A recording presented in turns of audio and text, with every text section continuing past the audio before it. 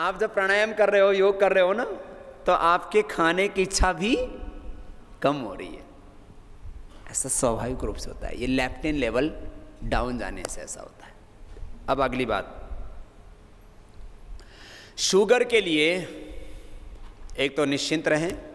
योगाभ्यास में जैसे मैंने बताया था आपको, 5 आसन तरीके से करें, और 5 आसन भी नहीं हो पाते तो अकेला मंडूक आसन ही तरीके से कर लें।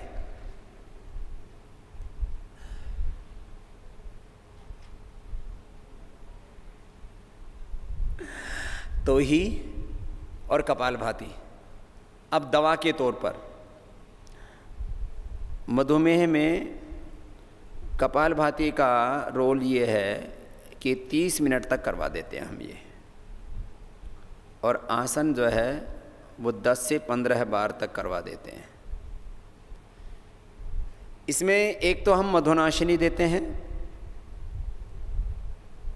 खीरा, करेला, टमाटर का जूस। ओबेसिटी में लौकी का जूस पर्याप्त है। लौकी के जूस से हीमोग्लोबिन भी बढ़ जाता है और मोटापा एकदम कम आता है। मधुनाशिनी अभी उसको और भी हमने इफ़ेक्टिव बना दिया है, उसको प्रोसेस को और ज़्यादा अच्छा कर दिया हमने। एक गिलोय का क्वाथ, एक चिरायता। देखो गिलोय जो है ना, ये आपको बाद में उपलब्ध भी करवा देंगे। ये चिरायता बहुत महंगा होता है। ये चिरायता की जगह कोई लोग कालमेघ का भी प्रयोग करते हैं, वो बहुत सस्ता होता है। इससे इसके और उसके रेट्स में मतलब 20-20 गुना अंतर होता है। कालमेघ भी कड़वा होता है, चिरायता भी कड़वा होता है, लेकिन दोनों एक जैसे नहीं होते। कालमेघ का असर बहुत कम होता है, चिरायता के अंदर जो डायबिटीज़ के लिए एक्टिव कंपोनेंट चाहिए वो बहुत मात्रा में होता है। तो ये कड़वा बहुत होता है, लेकिन ये क्वाथ बनाया हुआ है तो ये आपको मिल जाएगा। ये गिलोय का काढ़ा। गिलोय तो गिलोय जानते ही हो। गिलोय के फायदे सुनो। गिलोय मोटापा के लिए, गिलोय मधुमेह के लिए, गिलोय प्लेटलेट को बढ़ाने के लिए। प्लेटलेट्स कितनों के कम हैं चेक करवाते हैं तब पता लगता है, बाकी तो काफ़ी तो पेशेंट ऐसे हैं जिनके प्लेटलेट कम हैं। प्लेटलेट एलोवेरा से बढ़ते हैं और प्लेटलेट गिलोय से बढ़ते हैं। 2 सबसे बढ़िया चीज़ें हैं, एक दिन के अंदर बढ़ना शुरू हो जाता है। Dengue, chikungunya, swine flu. बच्चे को डायबिटीज़ हो गई जी, सुबह बता रहा था बेटा, मुझे भी बड़ा अंशुल बोल रहा था, बाबा जी इसी साल बुखार की दवाई ली और शुगर का तोहफा मिल गया। बताओ, तो बच्चों को क्या दें बुखार के लिए? गिलोय दें। गिलोय की गोली है हमारे पास। एक ज्वरनाशक क्वाथ भी हम बनाते हैं, कड़वा होता है। ये गिलोय की गोली है। ये गिलोय की लता है। देखो ये गिलोय की डंडी ऐसे घरों में बोने नहीं चाहिए। इससे जो है जैसे मनी प्लांट होता है ना, ऐसे पत्ते आते हैं इसके ऊपर, पान जैसे पत्ते आते हैं, और ये डंडी ऐसे लगाने से हो जाती है। घरों में लगाओ, बहुत अच्छा। ज्वर नाशक क्वाथ, किसी भी तरह का बुखार हो, इसमें गिलोय है, कालमेघ है, चिरायता है, कुटकी है, नीम है, अश्वगंधा है, तुलसी है, जलनिंब है और हल्दी है। एकदम बुखार उतार देती है। इसमें तुलसी पत्ते और डालो। ज्वर नाशक क्वाथ है। घर में रहना ही चाहिए, हर घर में रखो। किसी को बुखार होता है, एक ही डोज में बुखार खत्म। हम लोग, ये शुगर क्यों हो रही है? जेनेटिक शुगर हिंदुस्तान में नहीं थी। मुझे याद है आज से 50 साल पहले गांव में एक भी मरीज शुगर का नहीं मिलता था, और आज गांव में भी एक गांव में 50-50 मरीज शुगर के मिल जाएंगे आपको। एक तो यूरिया डीएपी का खाना, और दूसरा ये दवा, एलोपैथी की दवा, इनसे लोगों को शुगर हो रही है।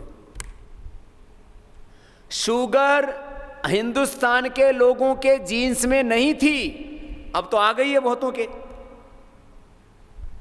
शुगर का बड़ा कारण यूरिया डीएपी, एलोपैथी की दवाइयां।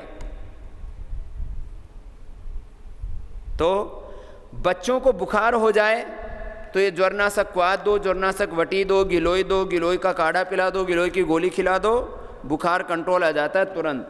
तुरंत कंट्रोल आता है। मैं ज़िंदगी में पहले बात तो मुझे बुखार आता ही नहीं है, कभी थोड़ी हरारत भी हो जाए ना शरीर में तो गिलोय खा लो, हरारत उतर जाती है। एक होता है टाइफाइड, ये बड़ा खतरनाक होता है। इसके लिए खूब कला 2 से 3 ग्राम, छोटी चम्मच, राई जैसा दाना होता है, खूब कला। दूसरा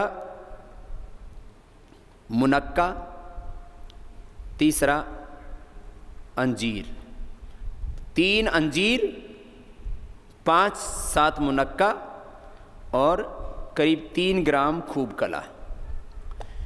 इसको चटनी बना करके दे दो सुबह शाम 2 टाइम। और परहेज में खाली या तो खिचड़ी पतली या खाली ये मूंग की दाल, और यदि चीकू हो सके तो चीकू या पपीता, बस हल्की चीज़ें दें। इसमें टाइफाइड होता है ना तो भूख एकदम मर जाती है, क्योंकि आंत्र ज्वर है, ये आंतों का बुखार है। टाइफाइड का मतलब ही है आंत्र ज्वर, आंतों में सूजन आ जाती है, बुखार आ जाता है, उसी से बुखार आता है। फिर तो 3 दिन के अंदर तो भूख खुल जाएगी, एकदम कड़ाके की भूख लगेगी और बुखार उतर जाएगा। नहीं तो कहते हैं ना, इसको बोलते थे पुराने लोग जो है, इसको तो मोती झारा हो गया, टाइफाइड हो गया, पता नहीं और क्या क्या नाम बोलते थे। और फिर बोले ये अब उभरेगा नहीं, क्योंकि एक बार आंतें कमज़ोर होगी तो फिर आदमी ना, मतलब वो कमज़ोर ही रहता है फिर ज़िंदगी भर, जो बच्चों को हो जाता है। और ये गिलोय की गोली, एक दिन पहले ही दिन से बुखार उतर जाता है, और 3 दिन से 7 दिन का कोर्स है इसका। एलोपैथी वाले तो बड़ा खतरनाक मामला है, 7 दिन ये दे देना, 7 दिन में पूरा ठीक, नहीं तो बहुत खतरनाक होता है। तो गिलोय के बारे में मैं बता रहा था, वो तो बहुत काम आती है। तो मधुनाशिनी, गिलोय और चिरायता, ये डायबिटीज़ के लिए सबसे अच्छा है। और जूस खीरा, करेला, टमाटर का। मधुनाशिनी खाने के पहले ज़्यादा फायदा करती है। मधुनाशिनी और मुक्तावटी ये खाली पेट ज़्यादा फायदा करती हैं, और खाने के 1 घंटा पहले ले लो या आधा घंटा पहले ले लो। और इसमें खास बात यह है कि मैंने देखा, पता नहीं लोगों के डाइजेशन कितने वीक हो गए हैं, गोली भी हजम नहीं होती लोगों को। यद्यपि इसकी गोली की ना मजबूती टेस्ट करते हैं हम लोग, उसके लिए लैब में भी टेस्ट करते हैं, इसके लिए वो भी है कि कितनी इसकी हार्डनेस होनी चाहिए। ये हार्डनेस ऐसी है कि ये डाइजेस्ट तो हो जाती है, लेकिन आजकल लोगों का हाजमा बहुत कमज़ोर हो गया है, तो गोली हजम नहीं होती। 2 गोली थोड़ी सी चबा करके खा लें, थोड़ी चबा करके ले लें तो तुरंत असर होता है। मुक्तावटी भी और मधुनाशिनी भी, दोनों के बारे में ये बात कह रहा हूँ मैं। गिलोय पीने वाला जिंदगी में कभी मोटा नहीं हो सकता। सुन लो ये मोटी बहनों, तुम सोचती हो कि हम पतली कैसे होंगी। गिलोय पीने वाला मोटा नहीं होगा। गिलोय के फायदे सुन लो। ये गिलोय तो इसका तो प्रचार बहुत ज़्यादा होना चाहिए। इसका नाम है अमृता। मोटापा बिल्कुल नहीं होगा, शुगर आपको होगी नहीं। फिर इम्यून सिस्टम, सर्दी जुकाम बुखार, इम्यून सिस्टम बहुत स्ट्रॉन्ग हो जाता है। इम्यून सिस्टम स्ट्रॉन्ग होना बहुत ज़रूरी है। ये तो अमृता आदमी को बीमारी से नहीं मरने देगी। ये देखने में साधारण सी जड़ी बूटी लगती है, सस्ती है। अब ये गिलोय का जो काढ़ा है, ये जो इतना बड़ा पैकिंग है इसका 15 रुपए का है। इससे सस्ता और क्या होगा ये। और अपने घर में लगा लो ना, अपने घर में लगा लो और खाओ। और ऐसे ही आजकल पोल्यूशन बहुत है ना हवा में, तो कार्बन आदि जम जाता है पेड़ पौधों पर भी। तो इसको धो करके और मुंह से चबा लो, चबा करके और इसका रस निकल जाओ, और जो इसका फाइबर है वो बाहर फेंक दो। जो अंदर जाएगा स्वाभाविक रूप से उतना चला जाएगा, बाकी जो इसका ऊपर से फूस फूस बच जाएगा तो भूसा बाहर ने थूक दो बस। सुबह सुबह दांतुन भी हो जाएगी, दांतों की एक्सरसाइज होगी। ज़्यादा फिर कमज़ोरी होती है ना डायबिटीज़ वालों को, डायबिटीज़ वालों को कमज़ोरी होती है तो शिलाजीत ले ले, या अश्वशिला कैप्सूल है अपना, अश्वगंधा और शिलाजीत दोनों हैं उसके अंदर। जो अंडर वेट हो जाते हैं, किसी किसी का वेट घट जाता है, किसी किसी का तो बढ़ जाता है, किसी किसी का वेट घट जाता है डायबिटीज़ से, तो वो अश्वगंधा और शतावर चूर्ण ले लें। ये जिनका डायबिटीज़ से वेट लॉस हो रहा है एकदम से मेंटेन हो जाएगा। अश्वगंधा और शतावर 2-2 ग्राम दूध में ले लेना। और शरीर में कमज़ोरी बहुत रहती है, थकान, फटीग, माने कुछ काम करने का मन ही नहीं करता, तो ये अश्वशिला कैप्सूल ले लेना। अश्वगंधा और शिलाजीत दोनों चीज़ें हैं इसके अंदर, ये बहुत ज़बरदस्त है। इसके लिए हम कोई भी कैप्सूल में भी जेलेटिन नहीं डालते, ये अपने जेलेटिन फ्री कैप्सूल हैं, माने हर्बल कैप्सूल है ये, इसमें किसी भी तरह का जो है उसका ध्यान रखते हैं हम लोग। ये अश्वगंधा और शतावर तो ऐसे भी बड़े टॉनिक हैं। अश्वगंधा और शतावर लेने से जिनको वीकनेस किसी भी तरह की है ना, वो उसमें भी फ़ायदा होता है। थोड़ा बस ये अंडर वेट का वज़न बढ़ाते हैं, नॉर्मल वेट वाला लेंगे तो उनका वज़न नहीं बढ़ेगा।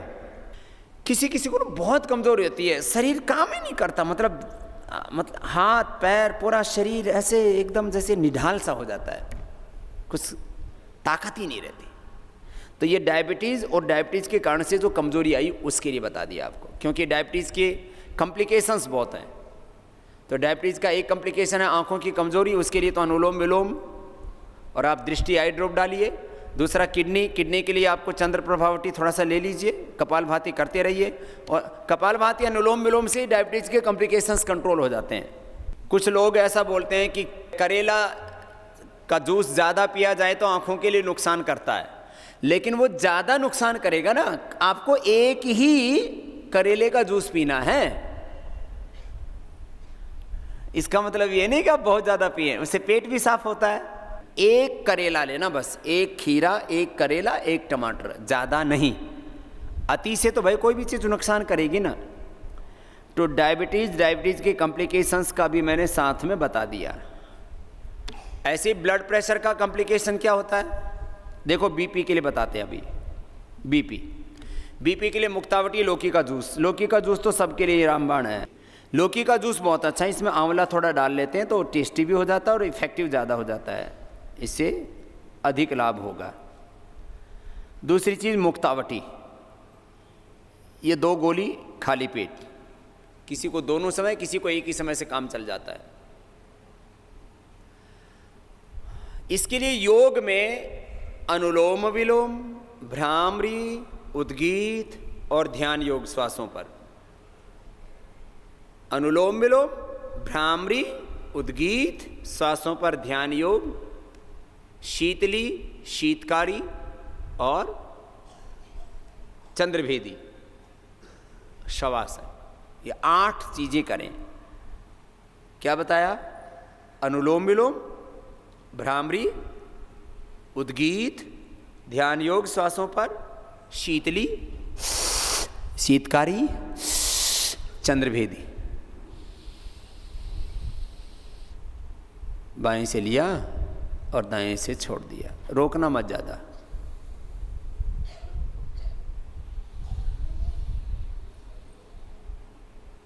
बिना ध्वनि के।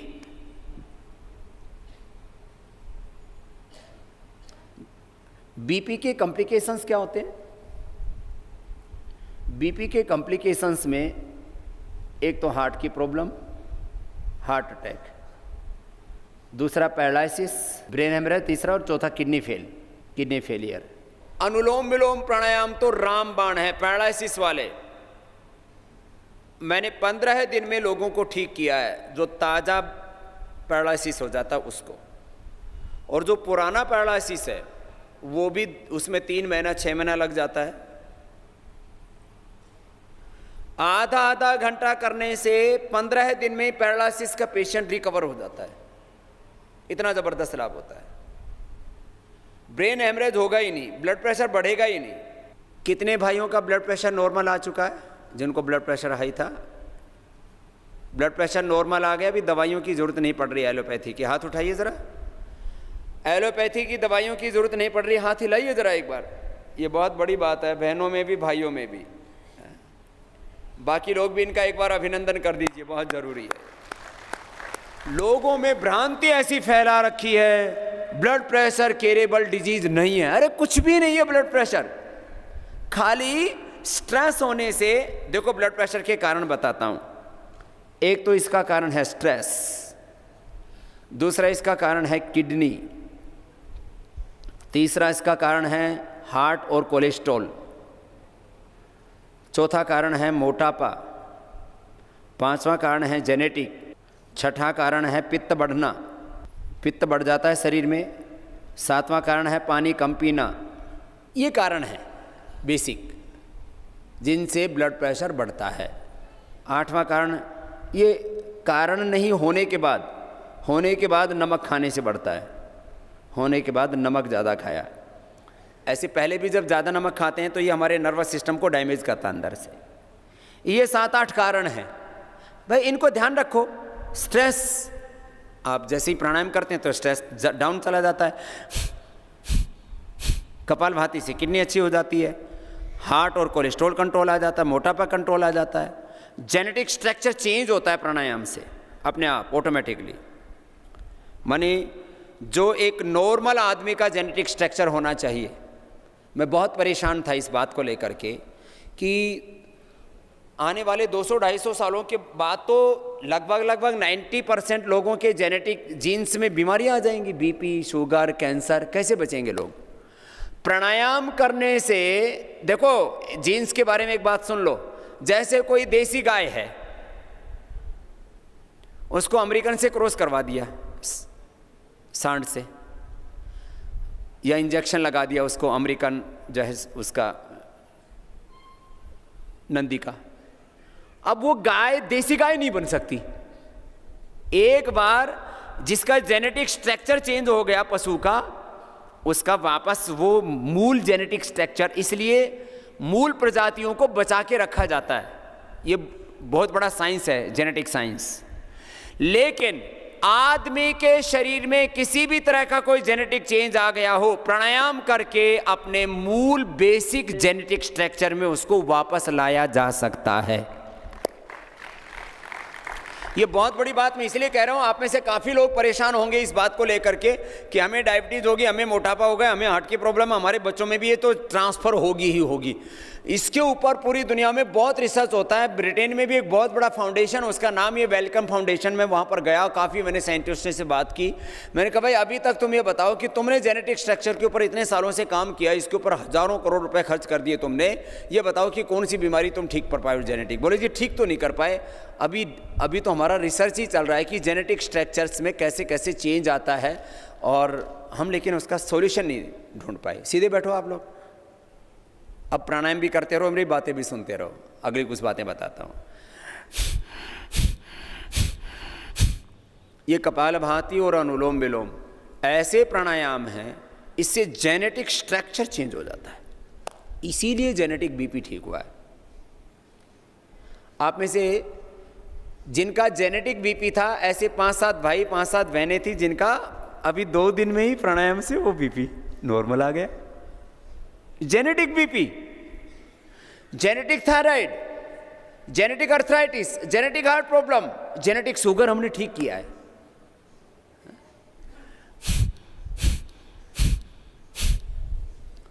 और बाकी तो और दूसरे कारण अलग है। आज का प्राणायाम भी करना है आपको, ये बहुत ज़बरदस्त है। बस इसमें एक ही बात है, प्राणायाम निरंतरता से किया जाए, गैप नहीं आना चाहिए, तो इसका पूरा परिणाम आता है। मैंने 8 उपाय तो बता दिए। कपालभाति धीरे धीरे करें, क्योंकि किडनी के कारण से भी पूरी बॉडी का ब्लड फिल्टर करती है किडनी।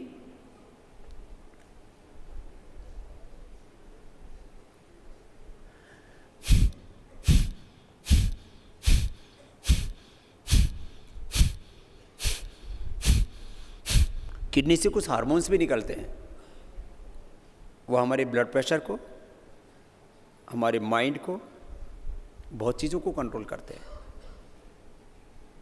पिट्यूटरी ग्लैंड से, थायराइड ग्लैंड से, इनसे तो हार्मोन्स का केमिकल्स का सिक्रेशन होता है, किडनी से भी होता है। किडनी बहुत ज़बरदस्त चीज़ है। 1 सेकंड में 1 बार करना और ज़्यादा फोर्स मत लगाना। बीपी वाले, अभी जिनका बीपी कंट्रोल नहीं आ रहा वो इस बात का ध्यान देना। कई बार क्या होता है, आप साउंड सिस्टम मेरे से इसका सुन लेते हो तो आपको लगता है बाबा जी तो बहुत ज़ोर से कर रहे हैं, तो आप भी उतना ही ज़ोर लगाने लगते हैं। इससे बचा करो, ऐसे नहीं करना, ऐसे नहीं करना। प्राणायाम का पूरा लाभ कब मिलेगा? एक, उसमें नियमितता, निरंतरता। दूसरा, इसका समय। बड़ा परिवर्तन चाहिए तो 30 मिनट से लेके 1 घंटे तक करना पड़ता है, चाहे कपालभाति हो या अनुलोम विलोम। जिनको ज़्यादा रिजल्ट चाहिए उनको अनुलोम विलोम 1-1 घंटा हम करवा देते हैं, 1-1 घंटा।